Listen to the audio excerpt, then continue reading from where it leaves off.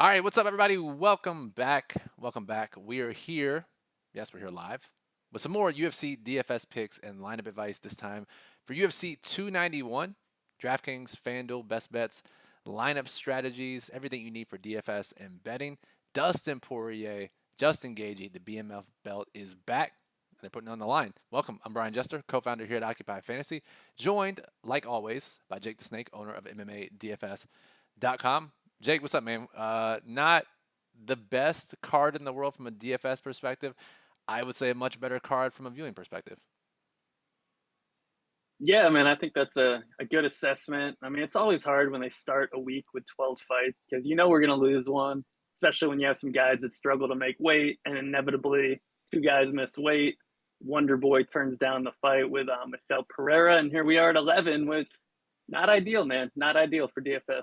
I know ever since this card came out, I think most people were excited to see the matchups on here with Poirier and Gaethje, then obviously the co-main with Blachowicz and Pereira. So now just 11 fights makes things a lot different for DFS, but don't worry, we're going to break it all down for you here. If you're new here, welcome. What we do, we're going to break down this main event, Poirier versus Gaethje, how it plays out, what it means for DFS. We'll talk about the one newcomer on the card making his UFC debut, his background, his style, his prospects for his first fight. We'll play good fighter, good matchup, bad matchup for those fighters that have less than 4 fights in the UFC. Give some context to their UFC stats as well as their fight logs in the DraftKings and FanDuel player profiles. And then we'll close it out with our prize picks plays, a fight that you have to target in DFS. That's not too obvious. And we'll close out with our stream parlay of the week. So we got Patrick in the chat. We have Eagles in the chat. What's up? If you guys have any questions, go ahead and throw them in the chat. This is live, obviously. So throw it in the chat. We'll answer it throughout the show. If you have any comments, predictions, throw it in the chat as well. We'd love to hear from you guys. And the first question is from JP. How do we avoid the massive GPP chop? So before we dive into the main event itself, normally on these pay-per-view cards, we always have some type of high-level discussion on the slate dynamics. Usually, Jake, that means we're thinking about what does it mean when there are 2 5-round fights, or what does it mean when there are 15 fights on the card? Not so fast, just 11. So, from your research, 11 fight cards, typically, what does that mean for these tournaments where we don't want to chop with 100 people and get a free lunch for our win? Yeah, ideally, you don't want to win a meal voucher. So I've got the last 22 11 fight cards pulled up in front of me. Only 3 of those had a unique winner. You know, tricky. All 3 of those had at least 3 dogs in the winner. One of them had 4, and one of them had 5, where it left the most salary of all time in a UFC slate in the last 3 years in it. So, with 5 dogs, I wouldn't chase that one. So basically, playing more dogs, leaving more salary. Obviously, playing less popular options. I think that if you play both Poirier and Bonfim in the same lineup, it's going to be much tougher to create a unique lineup. Just if you start with the highest owned 2 fighters on the card. I think if you're then looking at some of these high owned underdogs that are around 30% owned, that's also going to make it much harder to create unique lineups. So you just have to be really aware. A lot of the stuff that looks good is going to look good to a lot of people, and it's going to be big splits on those. So just looking at ways to differentiate, like if you have 500 salary left over in one spot, don't spend it all. Intentionally drop down from the fighter that everyone else is going to play to a guy below that, just to reduce dupes. I mean, you really have to be aware. So the average split on the last 22 11 fight cards was 16.6, and it went as high as 81 way split back in May 2022. And that one had 2 fighters over 50% owned, and it used 50,000 in salary. We had one that was a 71 way split that had 3 fighters over 40% owned, also used 50K. So you really don't want to be using the full salary in big tournaments. If you have a lineup you like that uses the full salary, go play it in like a small field, a single entry, a micro field. Play it in a different contest. You don't have to completely ignore that lineup, but just be aware of the contest you're playing and the types of lineups you're building accordingly. Yeah, really good stuff there, Jake. Love that research. If you guys like that type of research, make sure you check out Jake's archive on MMADFS.com. You can go back and look at historical slates. Really invaluable resource, especially when you're looking for slate-specific dynamics. And to your point, Jake, there really aren't as many low-owned options as there are on other cards, naturally. breaking news to give you the much needed advice that you need, that when there are less fighters on the card, there are less low owned options. But that phenomenon actually travels down even to the smaller contests, Jake. We're even in 10-man contests, 20 mans, 200 mans, 500 mans. Typically, when we see some type of lower owned fighter be the differentiator, we don't even see them that often. We see them way less often on these cards. So if you're thinking you need to get different in low risk contests, smaller contests, you do. You just got to be more. You can't just auto plug and play a low owned guy and think that's enough. Oftentimes you're sacrificing too much on a card like this. So Jake, it really does make it tricky in all sizes. Yeah, man, it really does. So, we'll see what happens. Hopefully we can avoid these huge splits, find some good leverage spots and cross our fingers. For sure. BP in the chat, what's up, BP, says, how much do you guys think elevation will play a role in tonight's outcomes? Now, if you remember, they fought here somewhat recently, and a lot of the people who were either in attendance or a part of that card complained or discussed the effects of the elevation. Jake, we know there will be effects, but I guess the key question here is, what can we do with that information, if any, that can help us predict the outcomes of these fights or use that in DFS or betting? Yeah, it's interesting, right? Because if elevation plays a factor, there's a couple different ways it can affect it. Like both guys can gas out and it can just completely ruin a fight. You can see it limp to a decision, or one guy can gas out. Like we saw, I think it was the AJ Fletcher Ange Lusa card, where Ange Lusa scored 1,000,000 points because if one guy gasses out and the other guy's still going, then you're just beating on a dead body at that point. So it's interesting because it just kind of it makes it more volatile, I would say. And we can see more busts like the Sean Woodson, Louis Saldana fight, where Sean Woodson looked absolutely terrible on the last Salt Lake City card. So, I mean, it does on a smaller card, I would say that probably helps some because it increases the volatility. So some of these underdogs, if they can go against a favorite that gasses, then they have a really high ceiling that they might not have otherwise had. So maybe just build in some additional volatility because it's not like, oh, they're all going to go the distance and be low scoring because, that would require both people gassing. And a lot of these fighters train at elevation too. You've got like Maverick train at elevation. You mentioned Justin Gaethje train at elevation. I know Jan Blachowicz. Funny enough, Michel Pereira had been training in the mountains, but I mean, he's gone anyway, so whatever. But yeah, I mean, some of these guys have been training. Other guys like, I know Dustin Poirier said he's been sleeping in like an altitude tent to prepare. So, I mean, you can kind of look at some of the guys and get maybe somewhat of a feel. Like some of the guys that already have cardio issues, I think those are going to be heightened now. Like Ribeiro, like probably even more of a round one bust than before. Salvador. Guys like Euros Medic, Salvador, like all these guys that are historically early KO or bust options. I mean, that's just going to be probably to the extreme now, and they're going to have even less of a chance later on in fights. Totally. Yeah, that's a really good way to look at it, I think. Really, the high level is, like you said, the volatility, which does give us some hope for the largest contest and for GPP. So let's move on here real quick. A little testimonial from Josh in the chat says, you guys know what the hell you're talking about when it comes to fights and DFS. I'm glad I'm subscribed to y'all. Thank you, Josh. We appreciate you as well. So let's jump into this main event now. Jake, Poirier versus Gaethje. Rematch here.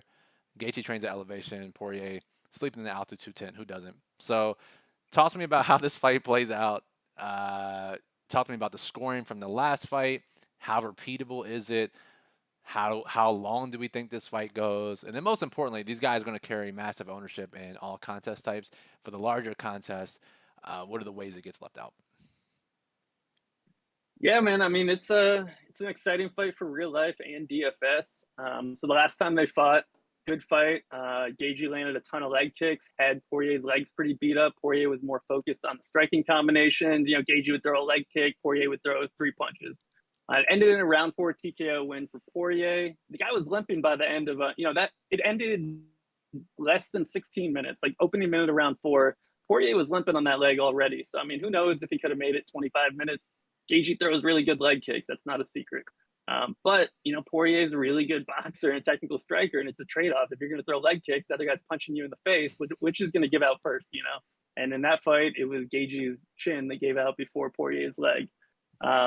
In that fight, Poirier landed 174 significant strikes in just over 15 minutes, which was on pace to land 280 if it had gone 25 minutes, which it didn't really look like it was going to. But just to give you an idea of the crazy pace they were setting, which would have put up an absolutely massive score if it had gone the distance, just showing the scoring potential in a decision here.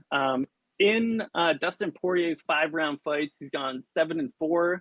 He's won 7 of the last 9 of those, and the 2 losses were both submissions against Charles Oliveira and Habib, which are also Justin Gaethje's last 2 losses. I know a lot of people have kind of pointed that out, that both these guys have been a little bit prone to getting submitted by the highest level of grapplers, but other than that, they've been pretty much beating everyone. So in Poirier's 7 wins, he's averaging 7 5-round wins, I should say. He's averaging 110 DraftKings points with 106 or more in all of those, which just shows like massive floor. I know in his last fight, he scored like 67 DraftKings points against Chandler. He got controlled on the mat for the entire second round. Gaethje has a wrestling background, but almost never looking to take anyone down. So pretty unlikely that, he gets Poirier down. And that would be how one way this fight could potentially underwhelm, is if Gaethje randomly looked to wrestle and then controlled Poirier, and then Poirier comes back and knocks him out, kind of like that last fight. I don't really see that happening, man. I think Poirier's got the highest scoring floor and the highest scoring ceiling of any fighter on the card. Maybe elevation plays a factor. I don't really think so, man. We've seen Poirier be in these absolute wars. Like the Dan Hooker fight comes to mind, obviously.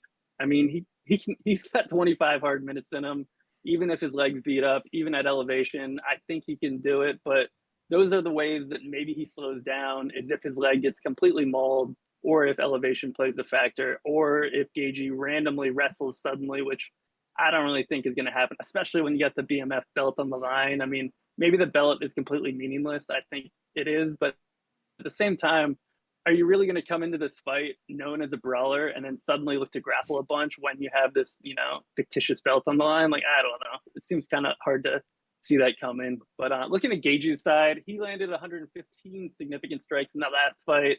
He was on pace to land 185, still a huge striking total, but well behind Poirier. He's gone 5-3 in his 8 UFC 5-round fights. Lost the last 2, just like Poirier, as I mentioned, in submissions against Oliveira and Habib. He also had 6 5-round fights, 6 fights scheduled to go 5 rounds before he joined the UFC. He's never been in a 5-round fight that has made it to the judges. He's been in 14 5-round fights in his career, has seen the judges 0 times. So good chance we see this end early, most likely by knockout.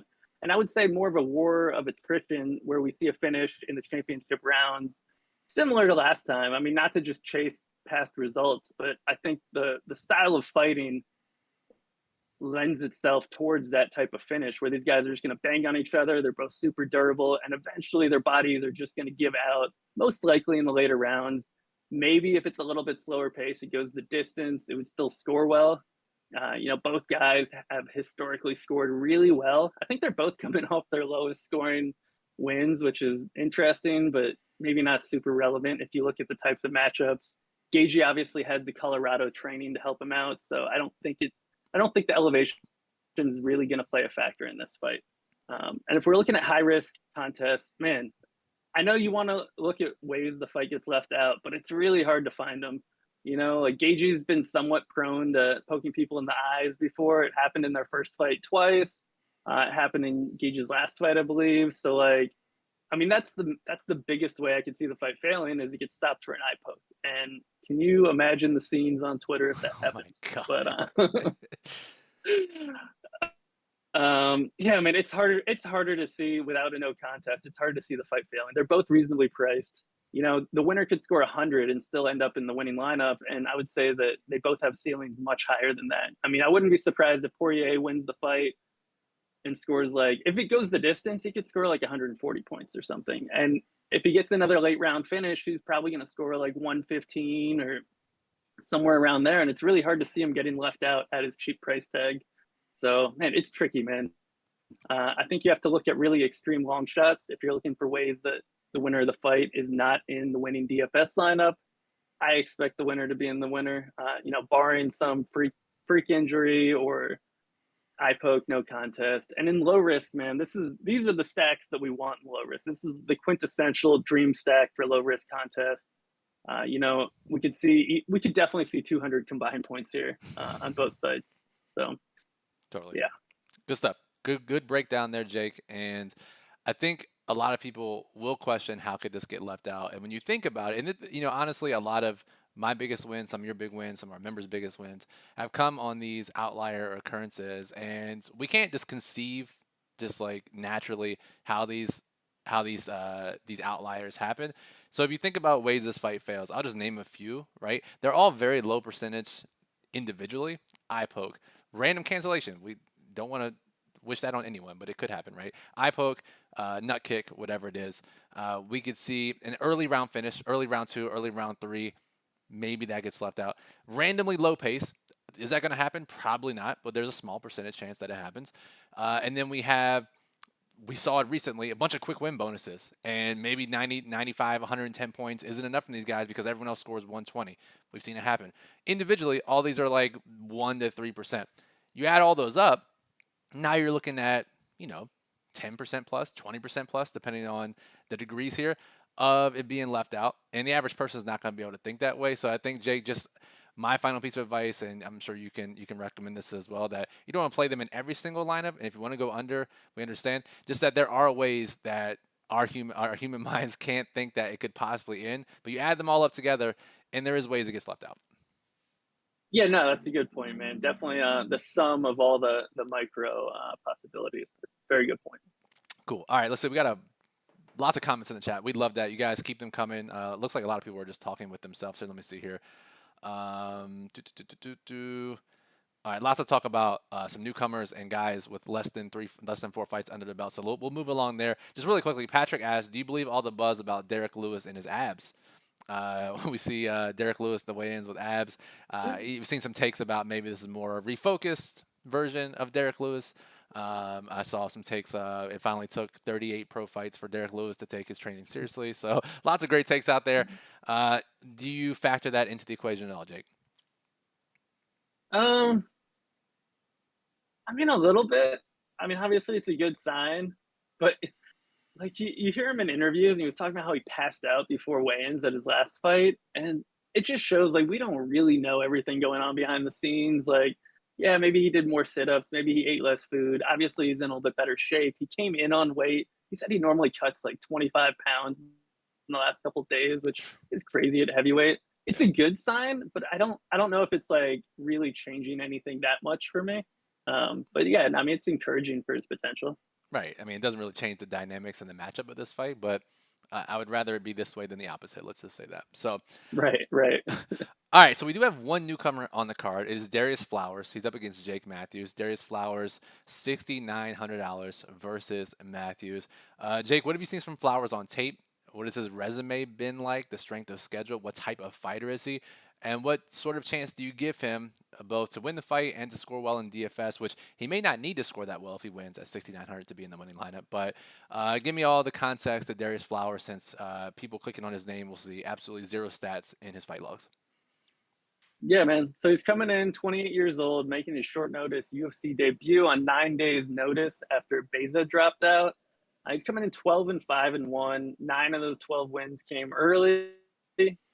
All 5 of his losses also came early. He's been submitted 4 times, been pretty prone to getting submitted here. He also got knocked out by former UFC fighter Bobby Volker, who people might remember from the Robbie Lawler fight. Bobby Volker went 0-4 in the UFC, knocked out Flowers in the second round back in 2018. Not a great sign.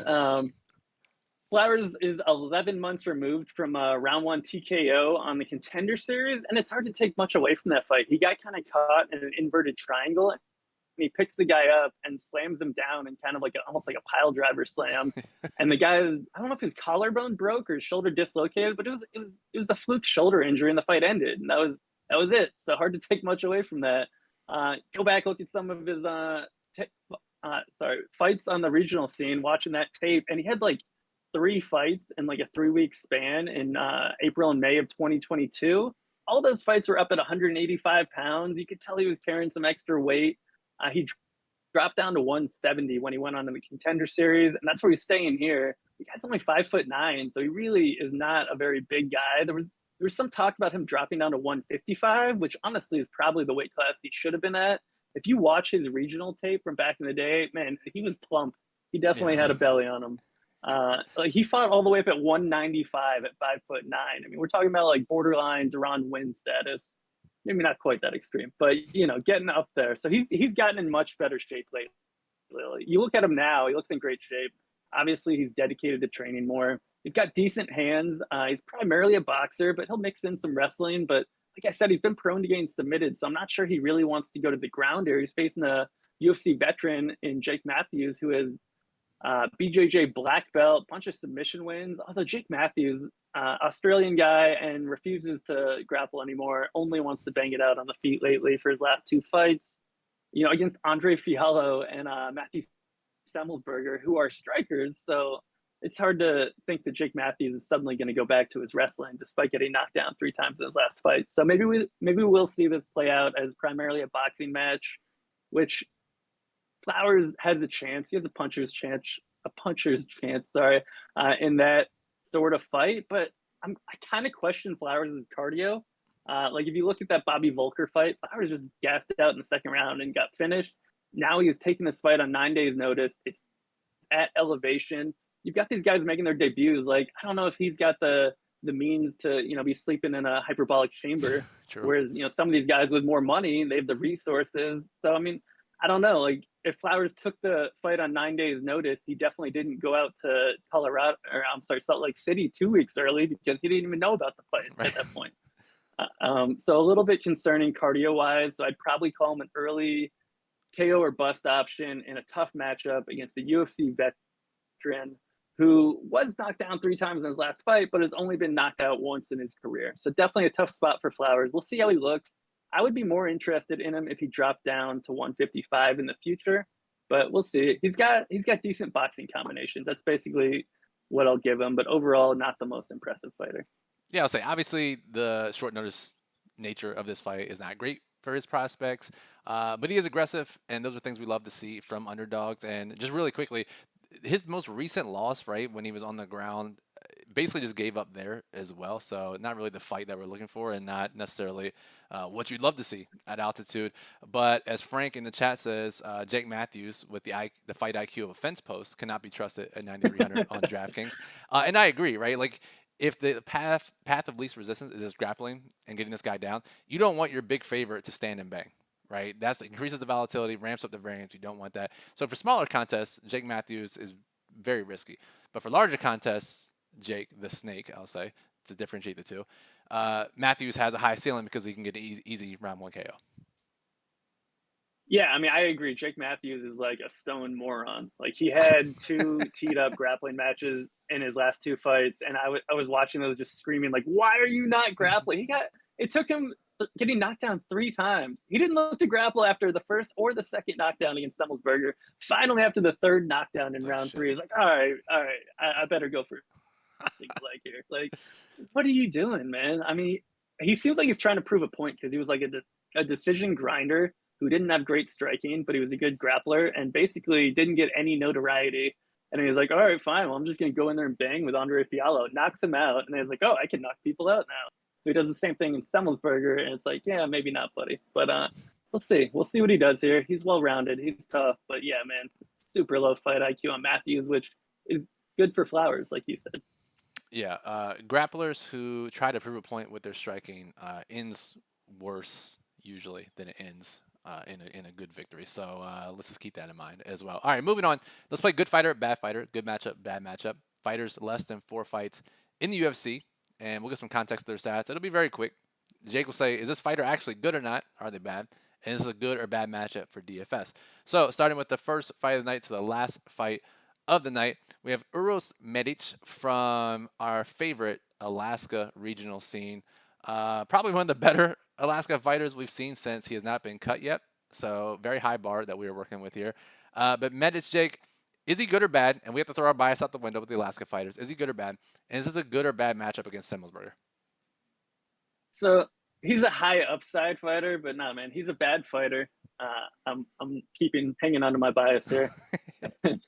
He's a bad fighter, and I think it's a bad matchup in the sense that Semmelsberger is like strong, durable, but it's a good matchup in the sense that Semmelsberger is also a banger. So it's going to be a banger of a fight unless Semmelsberger wrestles, which he should, probably won't. It's a high upside matchup, He's from but I Maryland. think he's a bad. Semmelsberger's from Maryland, Jake. So I know you feel about Marylanders' IQ. So I don't know if Semmelsberger is going to actually wrestle here. Look, I'm not saying I have no issue with people from Maryland. They just don't know how to drive. All right, that's all I'm saying. Grew up in the DMV. I mean, I'm just pointing out facts Tee here. that up for you. But I don't know, man. It's a high upside match. It's a tough matchup, high upside matchup, and Euros is a bad fighter but a high upside fighter. So it's a volatile fight. I think the issue with Euros, Medic, whatever we're calling him, Nice. he's over-owned relative to his chances of getting the finish he needs to win. So how excited can you get about a guy like that on a slate where it's already hard to create unique lineups? Very fair. Very fair point. All right, moving on. We have Claudio Ribeiro, who Londo in our chat. If you took a shot for every time he has mentioned Ribero's name since the start of this stream, you would be blackout and miss the fights. Our guy Londo in the chat is very high on Ribeiro as a dog. Jake, talk to me about Ribeiro. Is he good or bad? We talked about the cardio issues. Not the best spot in the world for cardio issues. But is he good or bad? And is this a good or bad matchup against Roman Kopylov? Man, he's actually pretty similar to Medic. He's what I would say is a bad high upside fighter. Doesn't have the greatest cardio, doesn't have the greatest well-rounded skill set, but he's a guy that comes out aggressively looking for round one knockouts, and he's been effective at that to this point in his career. But we've yet to see him really, have any signature wins against other high-level strikers. He finished Joseph Holmes. Joseph Holmes is terrible. Kopylov is a really high-level striker who probably wasn't getting like his fair credit early on in his career because he had such a grappling deficiency. But the guy trains in Dagestan, like he's around lots of wrestlers, and he looks better every single time we see him. And he's finally getting more active. He's coming off the best performance of his career. So I think it's a tough matchup for Ribeiro here. I think Kopylov is a better striker, a more technical striker, a bigger guy. I don't think we're going to see much grappling here. I think both guys, I mean, honestly, this is similar to the first fight we talked about. Both guys are bangers.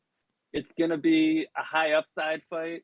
But I think it's a bad fighter and a bad matchup, but it's a high upside fighter and a high upside matchup. So very volatile matchup, both of them, and both very similar between the Medic and Semmelsberger fight. And as Frank in the chat says, maybe you bet Ribeiro pre-fight or pre-flop, as he refers to it in this poker analogy, and live bet Kopylov after round one. I think that applies in this fight, Jake, but also a few fights on this card could be a general strategy with the potential cardio issues. Yeah, I think if you can get the live bet in, I think a lot of people are on the same page there, though. So if you watch the live lines, you might be able to get a good line in the middle of round one.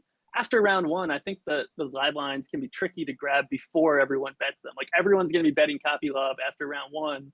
If you can be quicker than everyone else, then yeah, I think that's a good strategy. But you just got to make sure you get a good line. You don't want to wait and then be like, oh, well, this is my plan, so I'm going to bet it regardless of the line. Right. Like figure out what you want that line at before the fight starts. And if you can get it, bet it. And if you can't, then I mean, you just be willing to not bet it if you don't get the right line. Yeah, just tweet about it and say that you were right, and you still get the same satisfaction. So, all right, moving on. We have Vinicius Salvador. Speaking of gassers, speaking of weight missers, Salvador in his second fight in the UFC up against CJ Vergara. Is Salvador good or bad? I have a feeling that he's going to be very similar to these last two guys you just talked about. Is this a good or bad matchup against Vergara? It's pretty wild. These are all like identical description. We could have talked about all three simultaneously. Really, I mean, they're all early knockout or bust guys. They're all guys with cardio issues. They're all going against durable opponents.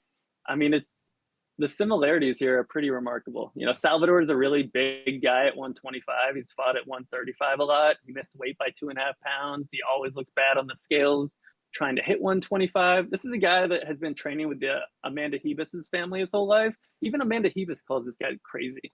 So I feel like that tells you everything you need to know right there. Yep. But aggressive brawler, coming out for finishes, 100% finishing rate, high upside, tough matchup, probably gasses out if he doesn't get a finish in the first round and a half, maybe gets finished, maybe limps to a decision. Yeah, man, all these guys are basically the same. They're all crapshoots on early knockouts. Yeah, I think it's spot on. Spot on. Now, the only favorite in this game that we play is Gabriel Bonfim, who is undefeated. The better prospect than his brother, who was recently defeated. a few weeks ago. Now, Bonfim is one of the biggest favorites on the card up against Trevin Giles. So, Bonfim, good or bad? Good or bad matchup? Bonfim's good, man. This guy is legit. I mean, he's another guy that comes in with 14 wins, 14 finishes, putting everyone away early. I think it's a good matchup, man. I haven't liked what I've seen from Trevin Giles since he dropped down to 170, but I will say he has a way of slowing fights down, and if he can be effective in doing that here, then it's terrible for DFS all around. I'm not sure if he'll be able to, man. I think like the last like I go back to the Kosi fight. Like Kosi didn't want to fight. You know, if you get two guys and neither one of them wants to fight, obviously it's going to be a slow paced, terrible fight. Bonfim's going to fight, man. He's going to come in. He's going to be aggressive. He's going to be getting in Giles' face. So even if Giles wants to slow it down, I'm not sure if he'll be able to. And Giles has been finished in all four of his losses.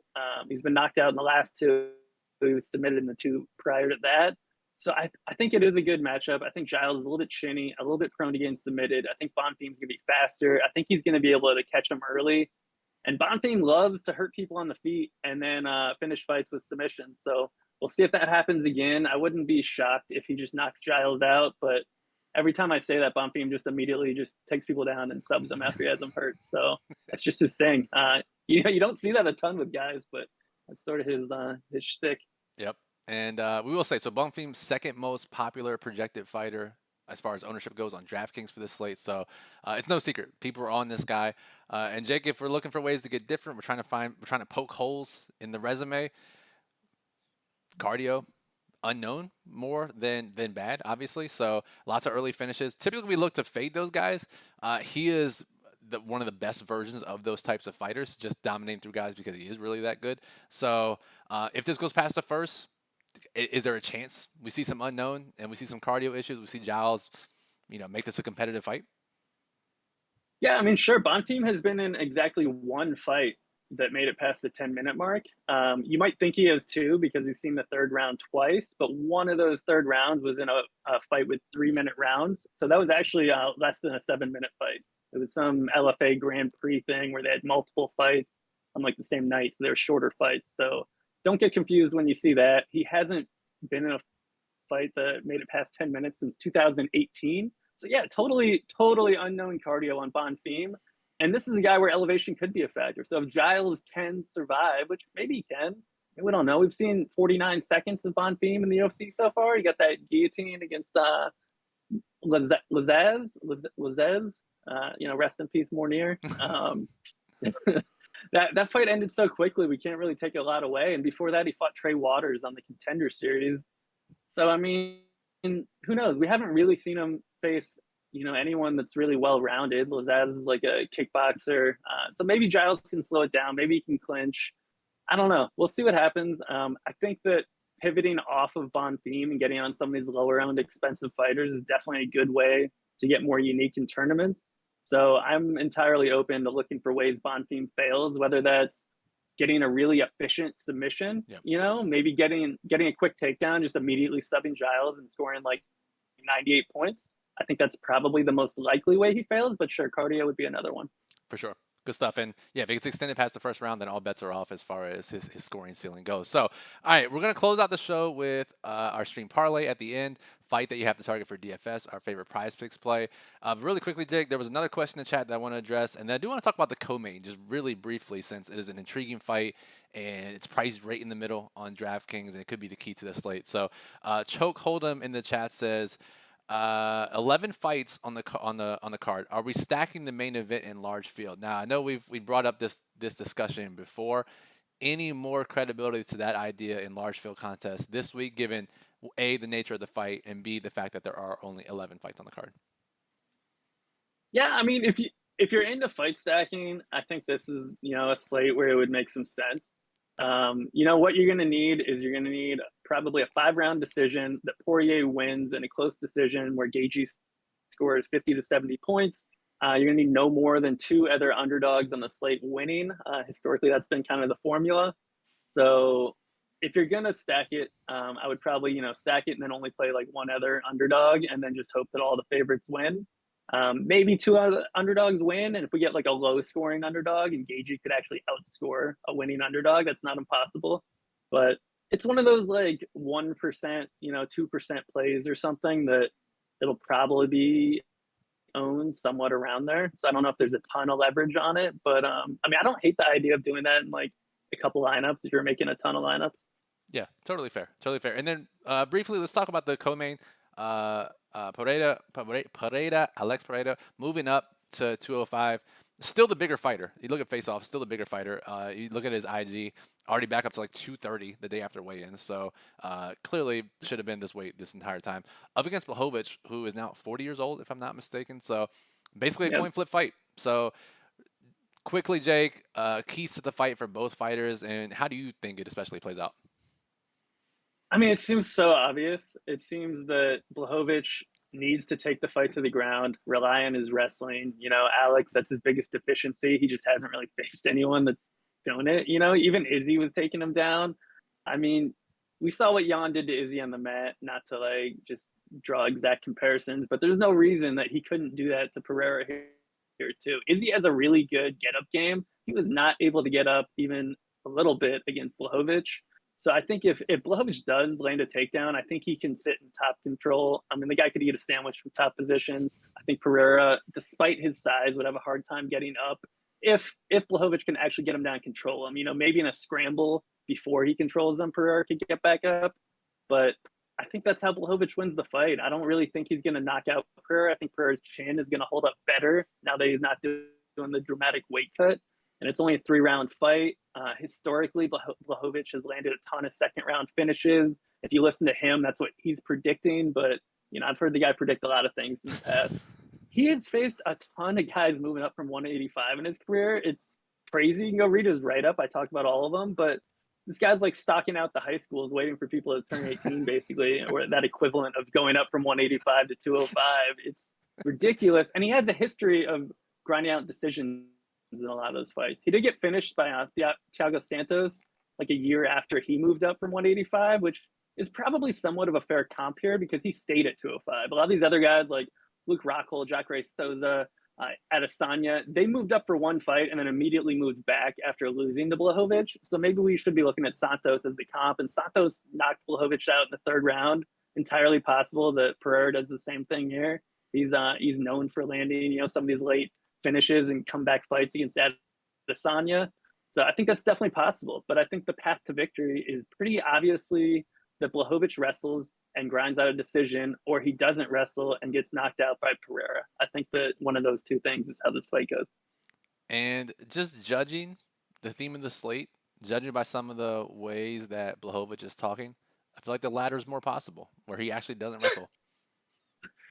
Yeah, I mean, dude, he's only wrestled in like one of his last like 7 fights or something. It's not like he comes in looking to wrestle all the time. It's just he said he knows. Like his quote was like, "I'm not a dummy. I know like I can wrestle and win the fight that way, but I want to test this guy in the feet." Like, oh, okay, yeah. That's just Curtis Blades versus Pavlovich, right? I know I can beat him wrestling, but I want to test my stand-up and then instant KO. So that's exactly what that is. So we'll see, man. We'll see how Pereira looks. We'll see how his power translates. His last 2 kickboxing matches were both at 205. Both of those went the distance. I mean, obviously different. You have different gloves, different opponents. We'll see, man. Blachowicz has been knocked out like I think it's once since like 2011 or something. I have to look at that stat, but he's been pretty durable. So it's not like he's an easy guy to knock out. And you're gonna have to knock him out clean because if you just hurt him, he's probably gonna look to wrestle at that point. So it's a tricky one, man. I think it could easily be lower volume, which would then be lower scoring. I think both guys might try to feel each other out early in round 1, kind of a slower start, and then pick up the pace in round 2. But we'll see. It could go a lot of ways. If Pereira catches him, he definitely finish him. And if Jan fights smart, he should be able to out grapple him to a decision. Fair enough. All right. Before we close out the show, just a couple asks from you all, the viewers. 1, make sure you give this video a thumbs up. As always, it helps us and we appreciate it. 2, lets us know that you like it and we should continue to do these videos. We ask every week. You guys normally do it. We appreciate that, so go ahead and give it a thumbs up just right now. Just go click thumbs up. We appreciate it. Make sure you subscribe to our channel here on YouTube. It's free. You'll get notified whenever we go live, upload any new videos. Jake and I are out of town the next couple of weeks, separately, not together, unfortunately, and that will impact our video schedule. The best way to know what's going to happen is just being subscribed to the channel here.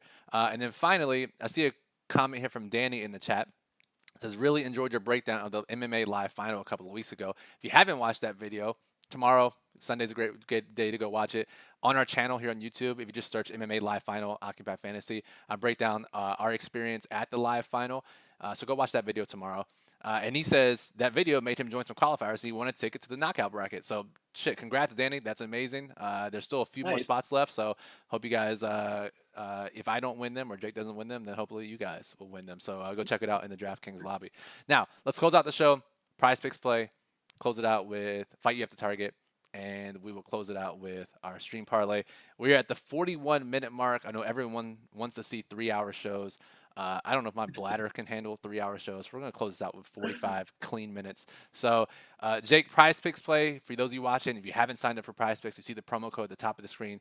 When you sign up for Prize Picks for the first time, use promo code OCCUPY. You'll get a 100% deposit match bonus up to $100. So go use that on all the prop parlays you love. Jake, what Prize Picks play stands out to you the most today? There's a really obvious one if you want to give that one out, but if there's another one you want to give, that's fine too. I mean, I can give out 2 if you want, or I can just give out the obvious, or not. Just obvious. Real quick, I made fun of you for being like a casual and giving out the most obvious one of all time in the Volk fight, and he like just absolutely smashed that. So I have no problem with you giving out another very obvious one here. I mean, I like to give the obvious ones for people that are just like catching the end of it, and maybe they want to mix in one MMA line with an MLB or some other line, like, get the best of everyone's picks. Sure. So, I hate not to give out the best pick because I do think it's the most likely to hit.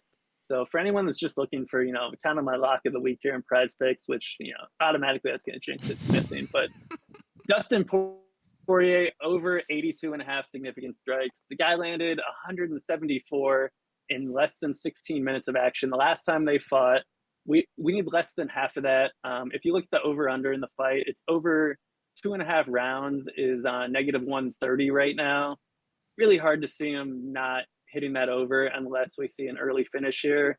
And if you want to like hedge that, if you want to do a bunch of different lines, you can always do Dustin Poirier over 97.5 points too. Good chance they both hit, and that way if he gets an early knockout, you're at least going to hit half those lines. You just need to avoid Gaethje finishing them early. I mean, the funny thing is, right, like outside of a Gaethje round 1 or 2 finish, both those lines could hit, right? Like he could lose this fight and still hit both those lines easily. So it goes to show what type of up-tempo striking battle this should be. All right. Let's ignore the obvious for this next segment. Fight that you have to target in DFS. Whoever wins is likely to score extremely well. We're not going to use the main event here because that is 99% combined ownership. What other one stands out to you, Jake? This is one of the rare weeks where I didn't give out a fight to target in my top plays. And it's just because none of the underdogs really quite got it moving enough for me to get excited about them. So, I'm going to give out one that I almost put in the top plays, and that's going to be Maverick Cachoeira. I think that whoever wins there should score well, either Maverick through grappling or Cachoeira by knocking her out before she can grapple. But I mean, I'm definitely way more on the Maverick side here. I think that the Cachoeira knockout is plus 500. That's probably pretty fair. So it's hard to be like, oh, you want to be heavy on both sides. But on a slate where it's hard to find, a ton of underdogs that actually have a really good chance to win, at least in my opinion, I think that, a Cachoeira knockout in DFS, if she gets it at her cheap price tag, she's going to end up in the winner. And that lower ownership, right? We have her as one of the handful of low-owned plays on the slate, right? Yeah. I guess she's like one of like the 5 plays or something. It's under 20% owned. So yeah, I mean, definitely that's a huge factor as well. And just to counteract that, if you look at the model, Maverick is ranked number 1. So good luck figuring out who you're going to play in your second entry lineup. So, and finally, our stream parlay of the week, just to continue with that same fight, going on the side of the model. I am going to parlay with you, Jake. Maverick, round 2 or round 3 finish over on FanDuel. Again, I know what the model is saying. There's some spidey senses tingling here. I'm not super thrilled about the bet, but I think just given the matchup, those odds are far too wide given Mavericks money line. Yeah, so round 2 or round 3 sub, it's plus 550. That's what you're talking about, right? Yeah, yep. Round three, round 2 or round 3 sub. My bad. Yep. Yeah, no, I think that's solid because her sub line was like last I checked, like plus 210.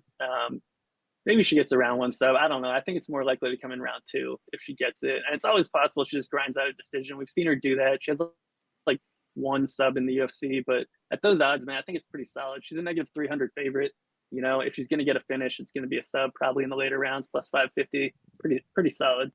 I'm going to go a little bit on the safer side, kind of like I went the last 2 weeks, and both of those hit. I'm going to go Poirier Gaethje over 2.5 rounds. I gave this out earlier in the week at negative 118 or negative 116. It's up to negative 130. I still think it's bettable there, man. I think we're getting over 2.5. Obviously, it's never ideal when a line has already moved, but yeah, I still like it. And if I'm going to pick one safer line, that's my favorite. If we parlay those together, it's gonna be plus 1050 for over 2.5 on the main event, and Maverick round 2 or 3 sub plus 550. So a little 10-1 action, not too bad. We'll take it. We'll certainly take 10-1. Get us a nice little rental car for a couple days, and then we'll just hold out until we hit the Lambo parlay. So that'll do it for this show. Lots of viewers say we appreciate you watching. As always, make sure you go check out Jake's work, MMADFS.com. Show him some love. You want to support? Listen, we have no problem with you showing no further support than just watching our shows. Subscribing to the channel, liking the videos, watching our free shows every week. We have no problem with that. We know a vast majority of you are never going to pay for content. That's fine. We appreciate you tuning in and watching these videos every single week. If you want to further support, if you want to get more information, you want breakdowns for every fight, you want more advanced tools for betting in DFS, then come to our sites and show support. MMADFS.com for Jake, where he writes up every single fight every single week, and his premium content gives you all the information you need throughout the week for betting in DFS. And then OccupyFantasy.com is where you can get the model we previously mentioned. You can get Jake's daily plug write-up, which condenses all of the slate breakdown, slate dynamics, lineup construction, best bets, best plays, all in one area. And our lineup builder allows you to build up to 300 lineups. So that's MMADFS.com, OccupyFantasy.com. Again, can't say this enough. We appreciate your support. And if it's just here watching the free videos, we'll give you a thumbs up right back. We love that you do that too. If you want to show further support, if you want to really take your game to the next level for betting in DFS for MMA, then come join our sites. So that'll do it for the video. So, a couple people asked about Spence Crawford, which I'm going to be honest, Jake, I don't even know. I assume that's boxing. I don't even watch boxing anymore. If you know what that is, people are asking for our picks, Spence and Crawford. Give us a take, Jake, if you know literally anything about that. I got nothing, man. I don't follow boxing. All of my time is dedicated to MMA and the UFC. Like literally just tunnel vision on UFC. Take the underdog is my bet. I don't know who's the underdog. I don't know why they're the underdog. I'll say take the underdog and Spence Crawford. So, and maybe just listen to someone else who knows maybe a sliver about boxing. So for Jake, you can follow him on Twitter at DFS_MMA. Follow me at BrianJesterFF. Follow us at Occupy Fantasy. Once again, thank you for listening. Go enjoy UFC 291. And good luck in your DFS contest.